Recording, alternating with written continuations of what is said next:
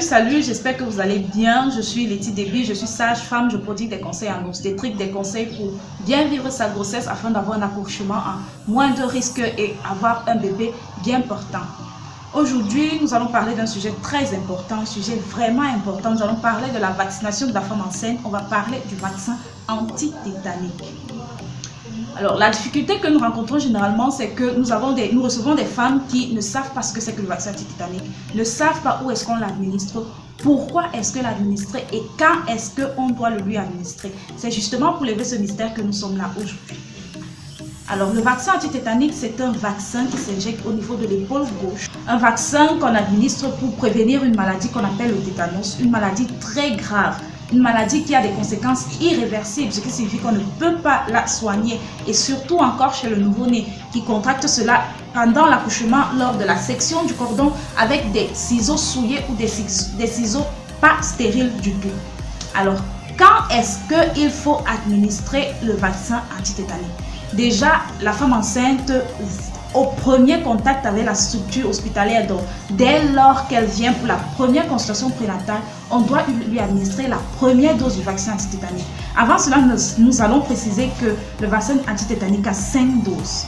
Il faut 5 doses pour être immunisé à vie. 5 doses de 0,5 ml pour être immunisé à vie. Alors, la première dose s'administre au premier contact avec la structure hospitalière lors de la première visite prénatale. Lors de la première visite prénatale, on lui administre la première dose du vaccin anti-tétanique. Nous précisons que cette dose n'a aucune immunité. Donc, si la femme ne prend qu'une seule dose de vaccin anti-tétanique, elle n'est pas couverte contre le tétanos. C'est pour cette raison que nous lui donnons rendez-vous un mois plus tard. Un mois après, prendre la deuxième dose du vaccin anti-tétanique. Qu'elle vienne prendre la deuxième dose. Par exemple, si elle a pris la première dose le 9 février, elle prendra la deuxième dose le 9 mars. Si elle a pris la première dose le 9 février 2020, elle prendra la deuxième dose le 9 mars 2020. Et cette deuxième dose la couvre pendant 3 ans. Pendant 3 ans, elle sera protégée contre le vaccin anti-tétanique. Ensuite, nous allons donner rendez-vous à la femme 6 mois plus tard. 6 mois plus tard. Donc, si elle a pris la deuxième dose le 9 mars, on va compter ensemble 9 avril, 9 mai, 9 juin, 9 juillet, 9 août, 9 septembre. Donc, elle viendra prendre la troisième dose le 9 septembre. Et cette troisième dose la protégera pendant 5 ans. Pendant 5 ans, elle sera protégée du tétanos.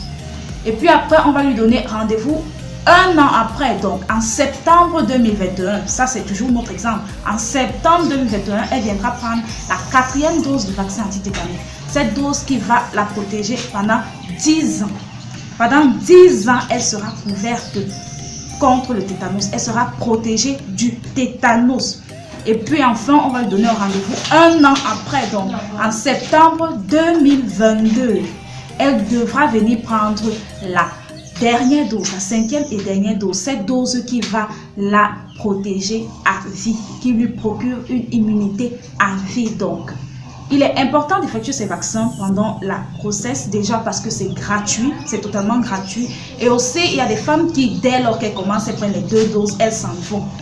Quand après l'accouchement, elle ne respecte plus les rendez-vous. Donc, on la revoit juste à la prochaine visite, à la prochaine grossesse, à la grossesse suivante. Ce qui est mauvais, c'est à tort parce que nous nous retrouvons en train de recommencer à la vacciner à nouveau. Donc, même si vous accouchez, même après l'accouchement, vous devez continuer à prendre vos vaccins anti-tétaniques, même après l'accouchement. Même si l'enfant a déjà les dents, vous devez continuer à prendre vos vaccins anti-tétaniques. C'est très important. Et aussi, peu importe la structure hospitalière où vous irez, peu importe, vous devez vous promener avec votre carnet comme votre carte d'identité. Donc, le jour de votre rendez-vous, peu importe où vous allez, vous entrez, vous présentez votre carnet et on vous vaccinera. Peu importe la structure hospitalière. Donc, il est important d'effectuer ces vaccins, de respecter son calendrier vaccinal pour nous protéger et protéger nos enfants. Merci beaucoup pour votre aimable attention. Et j'espère que vous avez appris de nouvelles choses. J'espère que vous avez apprécié. J'espère que vous avez été édifié. Si c'est le cas, n'hésitez pas de partager et je vous attends dans les commentaires.